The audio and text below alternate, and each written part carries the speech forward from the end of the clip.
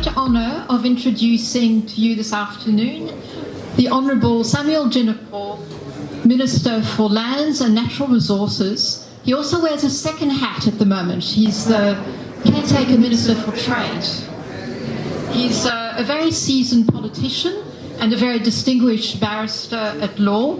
He was formerly the Deputy Chief of Staff of the President of the Republic of Ghana, Nana Adoko Dankwa Akufo-Addo, and he's a very good friend of Australia.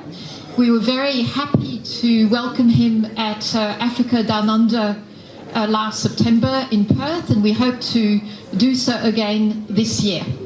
So, Minister Akwaba and Medase, how's my tree coming along?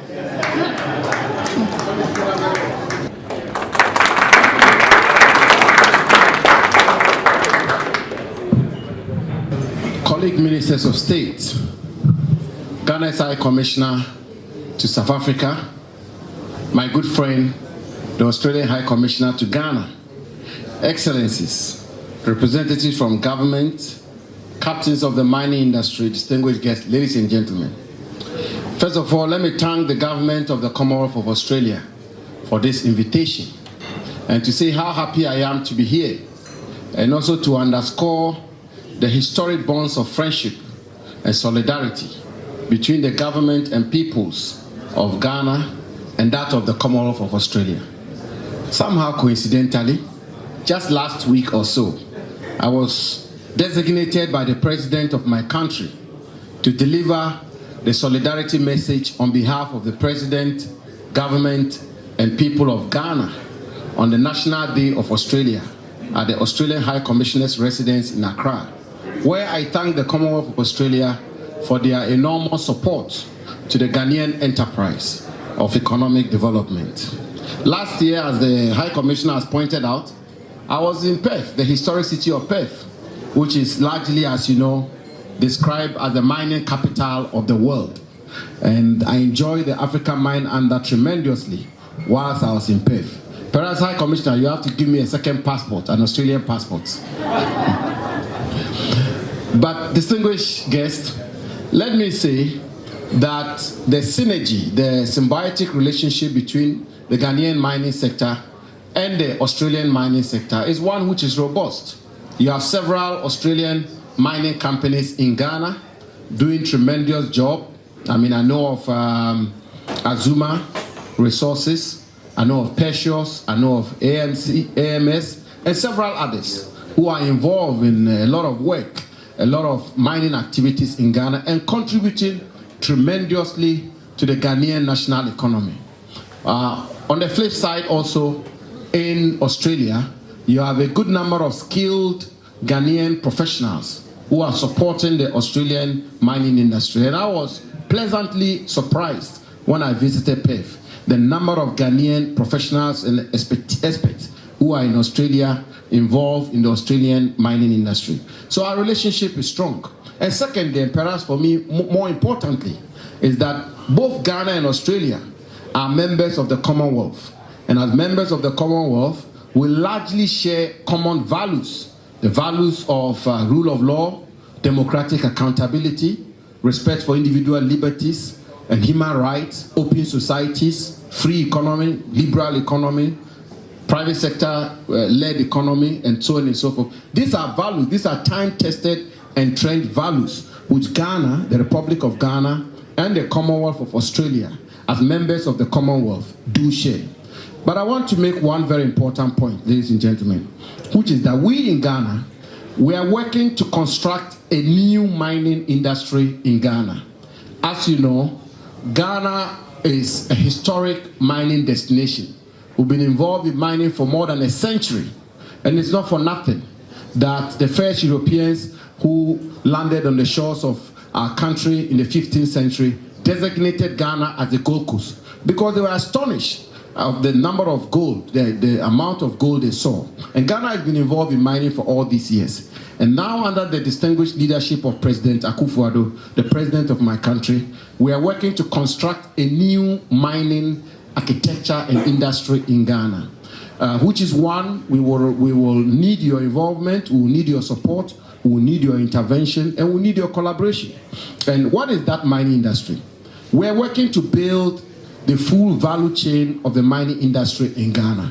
As you may be aware, Ghana literally has almost all the minerals you can think of anywhere in the world. We have gold, we have diamond, we have bauxite, excuse me, we have manganese, we have tantalite, we have colobite, we have qualane, we have literally everything in Ghana. And so we're trying to plant the value chain of our mining industry in Ghana. But we are doing so, excuse me, we are doing so recognizing that we will require strategic important partners like you, Australian mining captains of industry. And we want to do so in an atmosphere and in a framework which protects your investments. Because we all know about resource nationalism, we know about expropriation, we know about the issue of breach of terms of contract, the lack of respect for sanctity of contract, and so on and so forth. And these are the red flags any investor worth his salt will have to take a look at. And in Ghana, as I say, Ghana is as democratic as any country, any democratic country anywhere in the world. In Australia, in the West, the principles on which your countries are governed are the same principles on which the Ghanaian state is governed. If you have a dispute with the government and you appear before the judiciary, you can be rest assured that you will have an independent judiciary of integrity which will apply the law without fear or favor. And I think that is very important. And secondly, that the rules are not changed in the middle of the game. So that we do not sign a development agreement with stability clauses, with checks and balances, with safeguards, and then in the middle of the road, the government steps forward and say, no, I want to change the rules, I want to change the fiscal regime, I want to change the taxes. That is not the situation in Ghana, and I want to make that point to you to encourage you to look at Ghana as your destination for investment. Ladies and gentlemen, let me conclude by making the point that the global mining industry is going through a lot of evolution, as we all know. Today, we are all trying to grapple our heads around these very important minerals of our time, the green minerals, which we've all described as the minerals of the future. Lithium, phosphate, manganese, bauxite, all of that, to ensure the green energy transition. And Ghana, fortunately, we have discovered and established lithium deposits in commercial quantities. And guess what? The company which has led us in doing so, the first company, the premier company which has led the Ghanaian people in discovering lithium in commercial quantities, an Australian company, Atlantic Lithium. And I salute and commend them for the tremendous work they've done, the investment they put in, and the tenacity of their purpose, which is culminated in these discoveries. And we are determined to work with them closely, to work with them hand in glove, to be able to exploit these minerals for the benefit of the Ghanaian people and for optimal returns for Atlantic Lithium. But beyond that is the need for investors like you to make that decision to join us in Ghana in exploiting these newfound green minerals, which are the minerals of the future. And we have a well thought through, robust fiscal, legislative, policy regime, which will secure your investment, which will give you optimal returns on investment, and so on and so forth. And finally, I should say, is also that in Ghana, modestly and in all humility, under my stewardship, we've tried to create an environment, we try to create an ecosystem which tends to work with the investor. So we don't see investors as adversaries, even though we are regulators. We have an arrangement where there are issues, or when there are issues, we sit around the table and find solutions to whatever challenges they may be. And I think that's very important. Atlantic Lithium is an example. The Ghana Chamber of Mines will attest to that. And so there is a certain level of cooperation and collaboration between state actors and the private sector. And I think that's important, and I think that should excite you.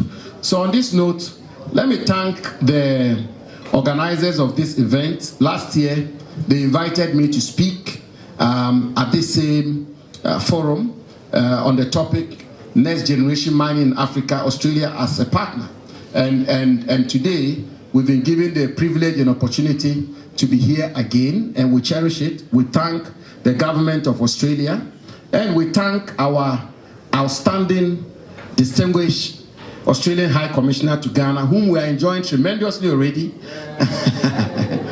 The thing about diplomats is that just when you are enjoying them, then they get posted somewhere else. But this High Commissioner will ground there in Ghana for 10 years. We don't want her away. I came here with all the officials in my ministry. Honorable Deputy Minister responsible for mining, Honorable George Mikuduka, is here. The Chief Executive Officer for the Ghana Integrated Aluminium Development Corporation, who is responsible for the exploitation of the bauxite resources of our country, is also here. The Chief Executive Officer of the Ghana Integrated Iron and Steel Development Corporation, who is responsible for building an integrated iron and steel industry in Ghana, is equally here. The National Coordinator for the Ghana Small Scale Program is here. Dr. Krugu is here. And a host of other leading private sector actors are here with me. In the informal networking session, please feel free to interact with them, exchange your contacts, and visit Ghana and make Ghana your destination. Let us work together and make the bonds of friendship between Ghana and the Commonwealth of Australia flourish now and forever. I thank you for your attention.